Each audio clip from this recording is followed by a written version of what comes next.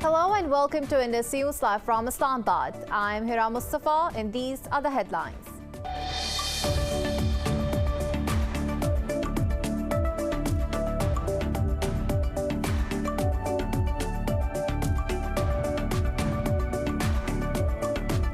The United States says it is ready to remove sanctions on Iran to resume compliance with the 2015 nuclear deal. At a news briefing, the State Department spokesperson said Washington is prepared to take the steps necessary to return to the JCPOA. Meanwhile, diplomats from major powers met separately with Iran and the U.S. officials to discuss the deal.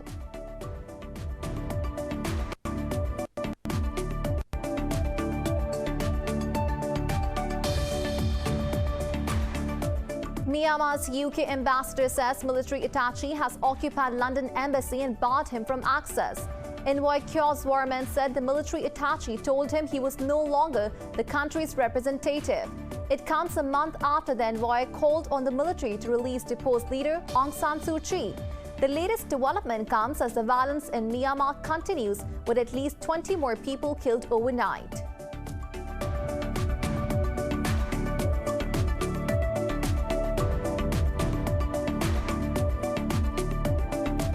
In Northern Ireland, dozens of people are injured as violent clashes among unionists, nationalists and police over the post-Brexit rules continued for the sixth consecutive night.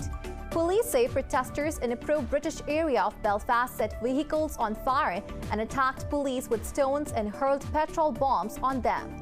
This comes amid growing frustration over new trade barriers between Northern Ireland and the rest of the UK after Brexit.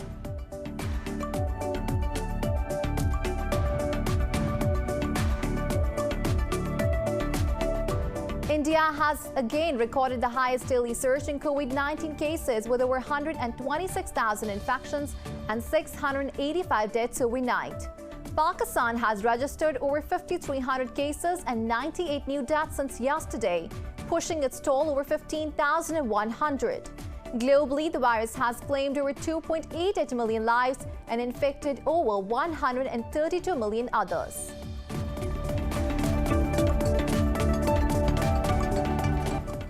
Well, these were the headlines. News in detail coming after the short break. Stay with us.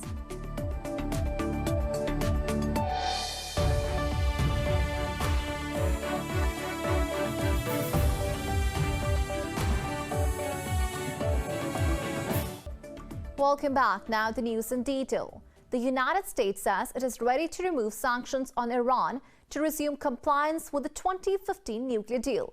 At a news briefing, a State Department spokesperson said Washington is prepared to take the step necessary to return to the JCPOA. Ned Price said the removed sanctions will also include those inconsistent with the Joint Comprehensive Plan of Action. He added that talks will be difficult because of the indirect format, a history of mistrust on complexity of the issues. Iran has not yet commented on this recent announcement by Washington. Meanwhile, diplomats from major powers met separately with Iran and the U.S. officials to discuss the deal.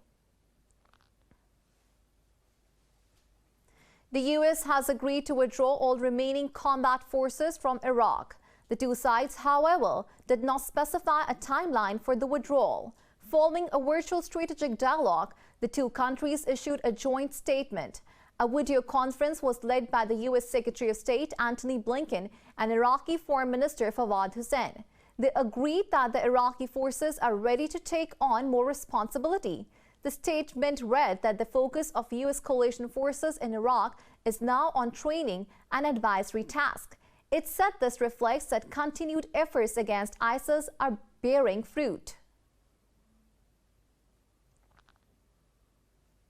Myanmar's UK ambassador says military attaché has occupied London embassy and barred him from access. It comes a month after the envoy called on the military to release deposed leader Aung San Suu Kyi. Envoy Kyaw Warman said the military attaché told him he was no longer the country's representative. He termed the development a coup in the middle of London, adding he is talking to the British Foreign Ministry about the situation. In a statement, a spokesperson to UK Foreign Office said it is seeking further information regarding the incident. Meanwhile, following the news, protesters gathered outside the embassy. This comes after the UK pledged to support ASEAN in its effort to resolve the Myanmar crisis. In Myanmar, demonstrators have taken to the streets yet again despite the ongoing bloodshed. Security forces killed at least 20 protesters overnight, raising the death toll to nearly 600. In Northern Ireland, dozens of people are injured as violent clashes among unionists, nationalists and police over post-Brexit rules continued for the sixth consecutive night. Police say protesters in a pro-British area of Belfast set vehicles on fire and attacked police with stones and hurled petrol bombs on them. This comes amid growing frustration over new trade barriers between Northern Ireland and the rest of the UK after Brexit. Nationalist Sinn Féin party has blamed Unionist Party for stoking tensions with their opposition to the new trading arrangements. Northern Ireland's First Minister Arlene Foster and British Prime Minister Boris Johnson have condemned the violence. In a tweet, Johnson said the way to resolve differences is through dialogue, not violence or criminality. India has again recorded the highest daily surge in COVID-19 cases with 126,000 infections overnight. With 685 fatalities, the country also witnessed the second most daily deaths this year. Globally, the virus has claimed more than 2.8 million lives and infected over 132 million others. Details in the following report. The spread of dangerous new coronavirus variants and glitches in immunization has the world at sixes and sevens as it battles the pandemic. The U.S. Centers for Disease Control and Prevention say the UK-linked strain is now most common in the U.S.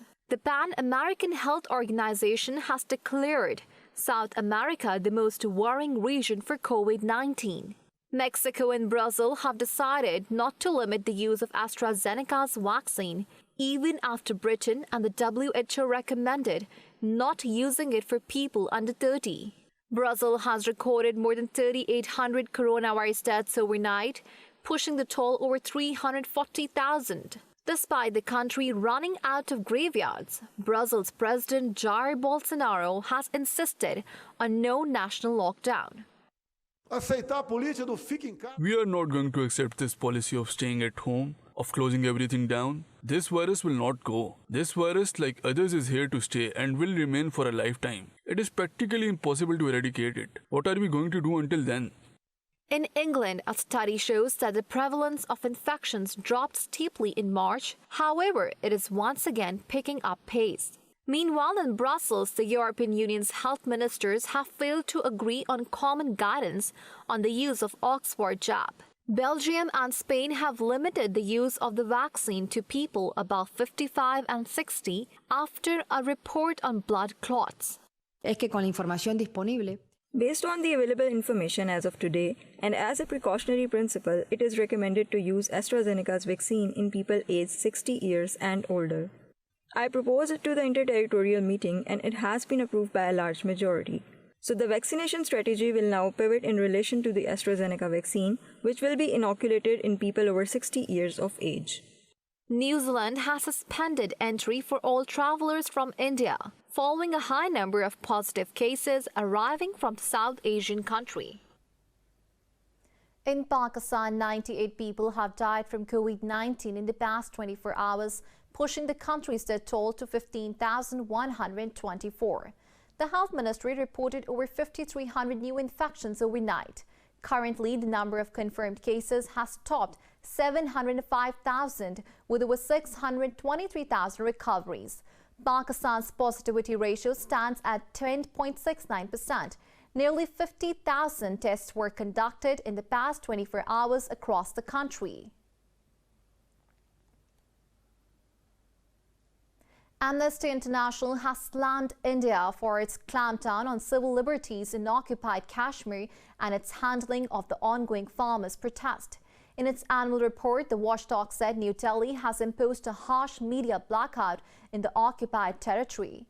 Amnesty said the government continues to silence those who demanded accountability. It said the police used unlawful force and committed various other human rights violations. The report added hate crimes, including violence against Dalits and religious minorities, were committed with impunity. It said at least 18 Kashmiri journalists were physically attacked by Indian police. It also denounced extrajudicial killings of Kashmiris at the hands of Indian forces. President Joe Biden has affirmed U.S. support for a two-state solution to the Israeli-Palestinian conflict. The White House says Biden made these remarks in a phone call to Jordan's King Abdullah bin al-Hussein. In a statement, the White House said the two leaders discussed the strong bilateral ties between the U.S. and Jordan. It said both agreed to strengthen cooperation on multiple political, economic, and security issues. It added Biden also underscored the importance of King Abdullah's leadership to the U.S. and the region. Meanwhile, the King's office said Biden expressed full solidarity with Jordan and its efforts to safeguard stability. The United Nations has welcomed a U.S. announcement to restart funding for the UN agency supporting Palestinian refugees. UN spokesperson Stefan Dujarric said he hopes other countries will not follow suit. UN Relief and Works Agency said it is pleased to be a partner with the U.S. again to provide critical assistance to some of the most vulnerable. In a statement, agency's Commissioner General Philip Lazzarini said the funding comes at a critical moment amid a pandemic. Earlier, U.S. Secretary of State Antony Blinken said Washington plans to provide $235 in aid for the Palestinian people. This includes $150 million of funding through the UN Relief Agency. The Trump administration blocked nearly all aid after its severe ties with the Palestinian Authority in 2018. The U.S. says it is prepared to consider diplomacy with North Korea if it leads to a path of denuclearization. In a news briefing, White House spokesperson Jen Psaki said the U.S. is continuing to enforce sanctions on North Korea. Psaki said Washington is consulting with allies and partners over the matter. The administration of new U.S. President Joe Biden has said it is the final stages of a policy review towards Pyongyang, but it has simultaneously signaled a hard line on human rights, denuclearization, and curbs to North Korea. Tensions have risen between the two countries after North Korea tested ballistic missiles this month.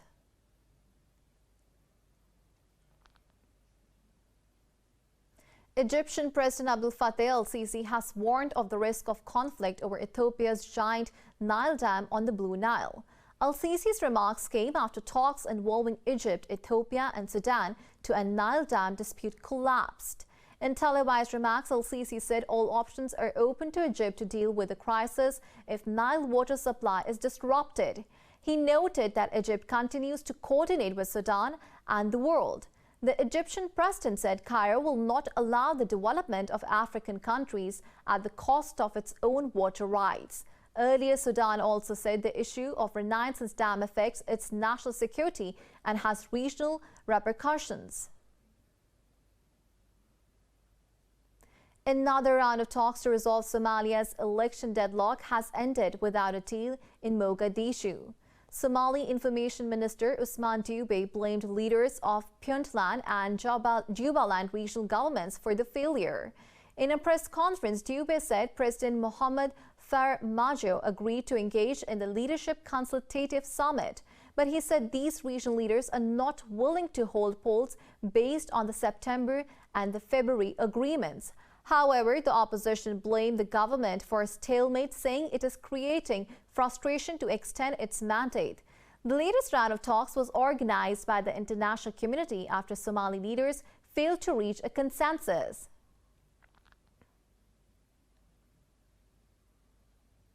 Members of NATO have reaffirmed what they called their unwavering support for Ukraine's sovereignty.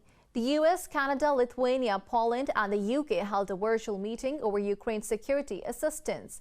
The US Defense Department said the participants discussed concerns about the increase in Russian military activity in the region.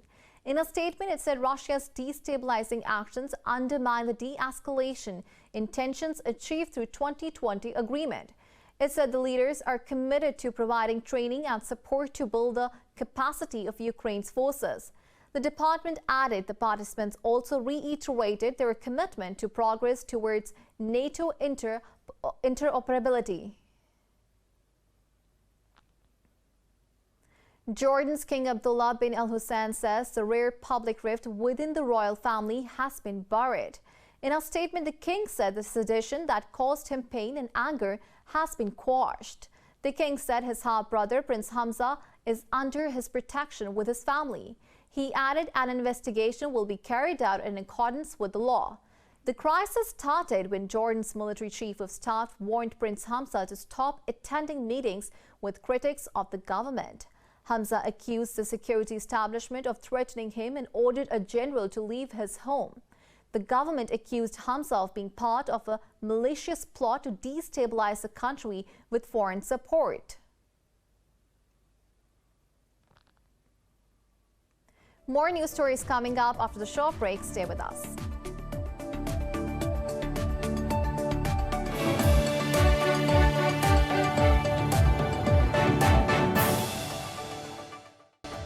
Welcome back. A Dutch cargo ship abandoned at sea during a storm off the coast of Norway has been attached to two large tugboats. Local officials say the ship is no longer at risk of running aground. The Eemslift Hendrika started rolling dangerously after parts of its cargo shifted in the rough weather. This led to fears it would spill some or all of the 350 tons of heavy oil and 50 tons of diesel in its tanks. The Norwegian Coastal Administration lowered a crew into the vessel from a helicopter as part of the salvage operation. The NCA said the ship has been rescued and it will now be towed to Ålesund. In the US, an investigation has revealed that excessive speed was the primary cause of golfer Tiger Woods' car accident in February. Los Angeles County Sheriff's Department officials said Woods' car reached a speed of 140 km/h when he lost control. Captain James Powers said the support utility vehicle was going 120 km/h when it hit a tree. He said the car's data recorders showed that Woods engaged the accelerator instead of applying the brakes during. Powers said Woods was not cited for driving at excessive speed as there were no witnesses to the incident, which involved only his car. Chaos erupted at Mrs. Sri Lanka 2021 after the winner was decrowned and then crowned again. More in this report. Contestant number 20. Clutching a bouquet and wearing a sash that read Mrs. Sri Lanka, newly crowned beauty pageant winner Pushpika De Silva blew kisses and waved to the crowd as she glided across the stage. But on the cusp of a moment, the event was plunged into chaos as Carolyn Jury, who won the pageant in 2019 and the Mrs. World competition in 2020, interrupted the celebrations to brand the winner a divorcee.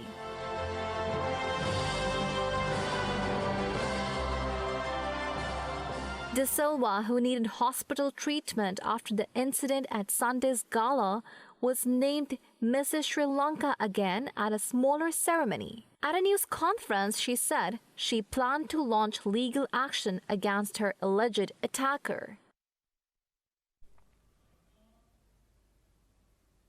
In London's Royal Academy of Music, pianist Yuan Fin Yang performs pieces by Chopin, Liszt and Haydn in an empty hall with just a cameraman.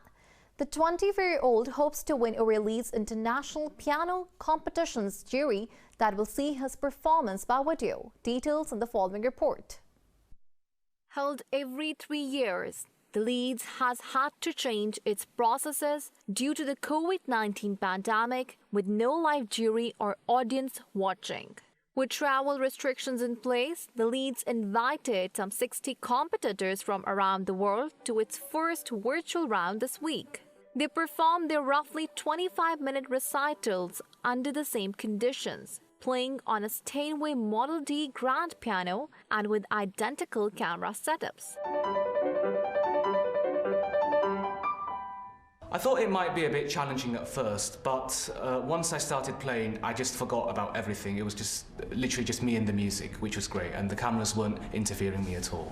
First held in 1963, the Leeds is a prestigious music competition offering a career-making package of prizes for its winner. The Leeds art director says the competition will keep aspects of this year's event in the future, but will welcome live audiences.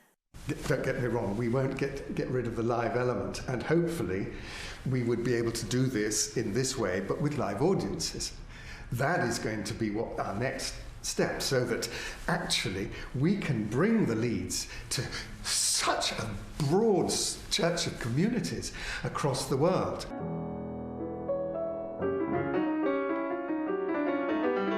The second round, semi-final and final will probably be held in Leeds in September. While the first round is virtual, organizers hope the later stages will have a live audience.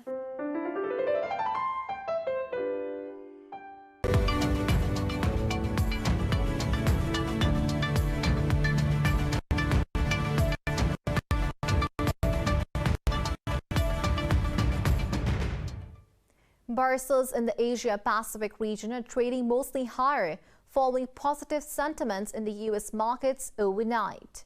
Hong Kong's Hang Seng Index is leading the gains, jumping over 1%.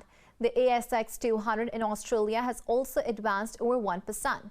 Stocks in mainland China and South Korea have edged up marginally as well. However, the Nikkei 225 in Japan has slipped fractionally under the flat line.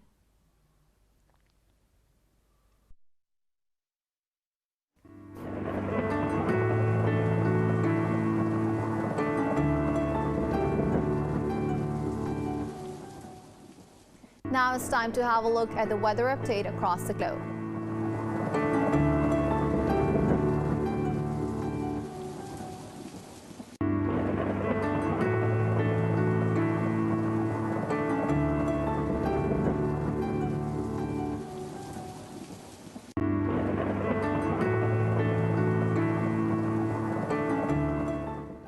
For the latest updates, you can follow us on social media at indus.news.